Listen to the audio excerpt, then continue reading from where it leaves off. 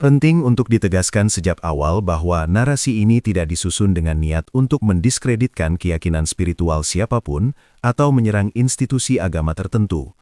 Apa yang akan kita bedah di sini adalah sebuah fenomena sosiologis dan ekonomi yang telah lama menjadi perdebatan para ilmuwan sosial, ekonom, dan pakar pendidikan di seluruh dunia. Data yang digunakan bersumber dari lembaga riset kredibel seperti Pew Research Center, OECD melalui skor PISA, World Bank, serta berbagai studi mengenai kognisi manusia. Pembahasan ini murni merupakan upaya untuk memahami korelasi antara tingkat religiusitas sebuah masyarakat dengan kualitas sumber daya manusia atau SDM yang dihasilkan, dipandang dari sudut pandang skeptis yang mengedepankan rasionalitas. Mari kita amati fenomena ini sebagai sebuah pola besar dunia dengan pikiran yang jernih dan objektif. Dunia saat ini seolah terbelah oleh sebuah garis imajiner yang memisahkan kemajuan teknologi dan stagnasi sosial.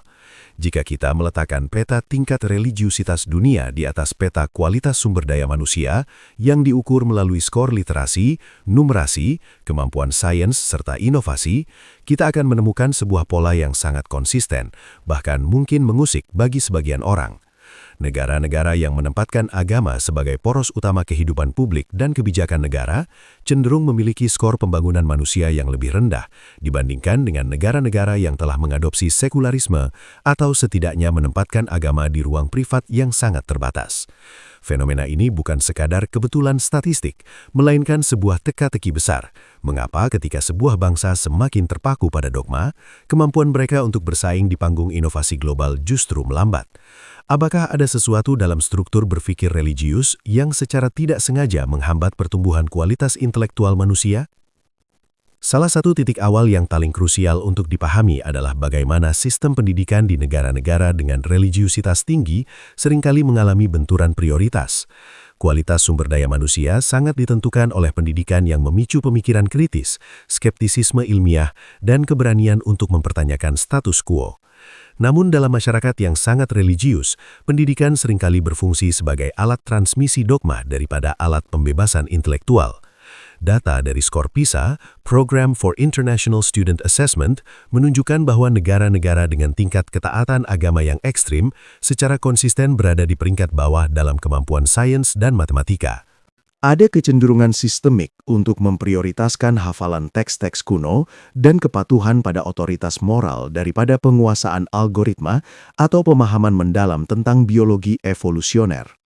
Ketika energi intelektual seorang anak sejak usia dini diarahkan untuk menerima kebenaran absolut yang tidak boleh dipertanyakan, otot-otot skeptisisme yang diperlukan untuk menjadi ilmuwan atau inovator hebat menjadi atrofi atau menyusut.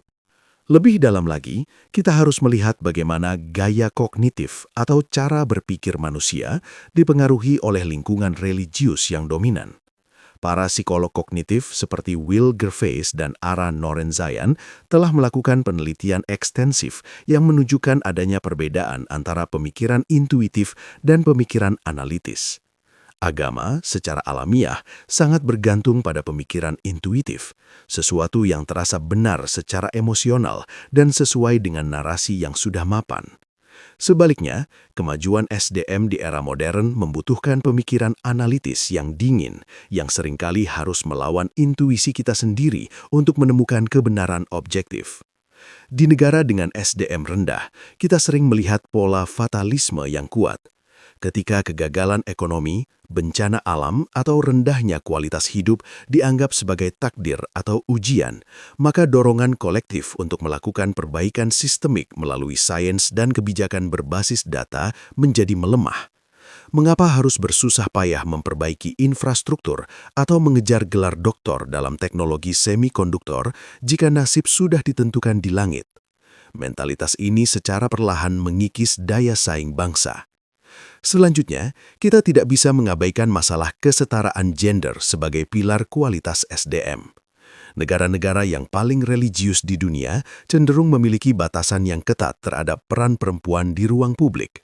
Secara statistik, negara dengan indeks religiusitas tinggi seringkali memiliki angka partisipasi kerja perempuan yang rendah. Dari perspektif ekonomi murni, ini adalah pemborosan sumber daya manusia yang luar biasa. Ketika sebuah negara secara sistematis membatasi akses pendidikan atau karier bagi setengah dari populasinya atas dasar doktrin tradisional, mereka sebenarnya sedang memotong potensi kecerdasan nasional mereka menjadi separuhnya. SDM berkualitas tinggi tidak akan pernah tercapai jika talenta-talenta brilian dari kalangan perempuan diredam demi menjaga tatanan sosial yang dianggap sakral. Negara-negara Skandinavia atau Asia Timur seperti Jepang dan Korea Selatan, meskipun memiliki masalah sosialnya sendiri, membuktikan bahwa kemajuan SDM berjalan beriringan dengan keterlibatan aktif semua warga tanpa memandang gender di sektor-sektor strategis. Aspek lain yang sangat menentukan adalah alokasi sumber daya negara. Kualitas SDM membutuhkan investasi masif dalam riset dan pengembangan atau R&D, laboratorium sains, dan perpustakaan modern. Di banyak negara yang sangat religius, kita melihat paradoks di mana anggaran negara justru banyak terserap untuk membangun tempat ibadah yang megah atau membiayai birokrasi agama yang gemuk. Sementara sekolah-sekolah di pelosok masih kekurangan tenaga pengajar ahli di bidang STEM atau Science, Technology, Engineering, and Mathematics. Pilihan anggaran ini mencerminkan prioritas nilai sebuah bangsa. Jika sebuah masyarakat lebih menghargai kesalehan ritual daripada penemuan ilmiah, maka output SDM-nya akan mencerminkan hal tersebut. Inovasi tidak turun dari langit. Ia lahir dari investasi yang teliti, fasilitas yang mumpuni, dan ekosistem yang menghargai kebebasan berpikir. Tanpa itu, SDM sebuah negara akan terus terperangkap dalam peran sebagai konsumen teknologi bangsa lain, bukan penciptanya.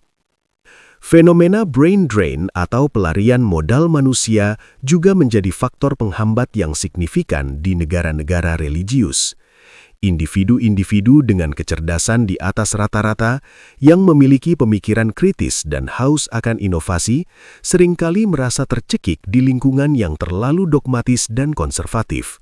Ketika ruang untuk berekspresi secara intelektual dibatasi oleh undang-undang penistaan agama atau tekanan sosial untuk konformitas, talenta terbaik ini akan memilih untuk bermigrasi ke negara-negara sekuler yang menawarkan kebebasan akademik dan apresiasi terhadap kompetensi. Akibatnya, negara yang sangat religius kehilangan aset terbaiknya, meninggalkan populasi yang lebih mudah dipolitisasi dengan sentimen agama, namun kurang memiliki keahlian teknis untuk membangun industri modern. Ini adalah lingkaran setan. Rendahnya kualitas SDM membuat ekonomi stagnan. Ekonomi yang stagnan membuat masyarakat mencari perlindungan pada agama, dan religiusitas yang meningkat kembali menghambat kemajuan SDM. Namun, kita perlu bersikap adil dalam melihat korelasi ini. Apakah agama yang menyebabkan SDM rendah?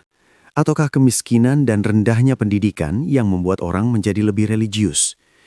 Teori keamanan eksistensial menunjukkan bahwa ketika manusia hidup dalam ketidakpastian, tanpa jaminan kesehatan, tanpa pekerjaan yang stabil, dan di bawah ancaman kekerasan, mereka akan berpaling pada agama sebagai mekanisme coping emosional. Dalam konteks ini, religiusitas tinggi adalah gejala dari kegagalan negara dalam membangun kualitas hidup warganya. Namun masalahnya muncul ketika gejala ini kemudian berubah menjadi kebijakan politik. Ketika agama dijadikan alat oleh elit politik untuk menutupi ketidakmampuan mereka dalam menyediakan pendidikan berkualitas, maka agama berhenti menjadi pelipur lara dan mulai menjadi penghalang kemajuan. SDM tetap rendah karena masyarakat dibiarkan terbuai oleh janji-janji metafisika, sementara kebutuhan fisik dan intelektual mereka diabaikan. Kita juga melihat bagaimana literasi digital dan kemampuan membedakan fakta dengan opini menjadi sangat rendah di masyarakat yang sangat religius. Karena terbiasa menerima informasi secara otoriter dari pemuka agama tanpa melakukan cek fakta, masyarakat ini menjadi sangat rentan terhadap hoaks, teori konspirasi, dan manipulasi politik berbasis identitas. Di era ekonomi pengetahuan saat ini, kemampuan untuk menyaring informasi secara kritis adalah kunci utama kualitas SDM. Jika pola pikir percaya dulu baru mengerti diterapkan dalam segala aspek kehidupan, termasuk dalam menerima informasi publik, maka bangsa tersebut akan mudah terpecah belah dan sulit untuk diajak fokus pada agenda pembangunan nasional yang rasional. Pada akhirnya, data menunjukkan sebuah realitas yang tak terelakkan. Kemajuan sumber daya manusia sebuah bangsa sangat bergantung pada sejauh mana bangsa tersebut berani memisahkan antara wilayah keyakinan pribadi dengan wilayah logika publik. Negara-negara yang berhasil mencapai puncak peradaban modern adalah mereka yang mampu menempatkan sains dan pendidikan di atas dogma, yang menghargai keberagaman pemikiran sebagai bahan bakar inovasi, dan yang memberikan hak penuh bagi setiap warga negaranya, laki-laki maupun perempuan, untuk mengembangkan potensi intelektual mereka tanpa sekat-sekat tradisional yang kaku. SDM yang tinggi lahir dari keberanian untuk meragukan, untuk mengeksplorasi yang tidak diketahui, dan untuk menerima bahwa jawaban atas masalah-masalah bumi harus dicari dengan metode-metode bumi pula. Membangun kualitas sumber daya manusia bukanlah tentang menghapus identitas spiritual, melainkan tentang menempatkan rasionalitas pada kursi kemudi bangsa. Kita harus berani bertanya pada diri sendiri, apakah kita ingin menjadi bangsa yang hanya pandai berdoa namun tertinggal dalam peradaban, atau bangsa yang mampu bekerja secara presisi sambil tetap menjaga kedamaian batin? Pilihan tersebut ada di tangan kita, pada cara kita mendidik anak-anak kita, dan pada cara kita menentukan prioritas pembangunan nasional kita. Tanpa pergeseran paradigma menuju cara berpikir yang lebih skeptis, analitis, dan inklusif, narasi tentang rendahnya SDM di negara-negara religius akan terus menjadi kenyataan pahit yang kita wariskan ke generasi mendatang. Terima kasih telah menyimak pembedahan ini hingga selesai. Narasi ini mungkin memberikan rasa tidak nyaman, namun kenyataan seringkali memang tidak dirancang untuk menyenangkan perasaan kita. Di dunia yang semakin kompleks ini, keberanian untuk melihat data secara jujur adalah langkah awal menuju perubahan yang nyata. Jika Anda merasa diskusi seperti ini penting untuk terus disuarakan dan Anda menghargai sudut pandang yang berbeda dari arus utama, saya mengundang Anda untuk memberikan dukungan. Silakan tuliskan pendapat Anda di kolom komentar dengan tetap mengedepankan kesantunan dan logika. Jangan lupa untuk menyukai video ini, membagikannya kepada mereka yang memiliki minat pada isu sosial ekonomi, dan yang terpenting, tekan tombol subscribe serta nyalakan lonceng notifikasi. Mari kita bangun komunitas yang berani berpikir kritis dan melihat dunia melampaui tabir dogma. Saya tunggu Anda di diskusi-diskusi selanjutnya, hanya di channel Silent Majority.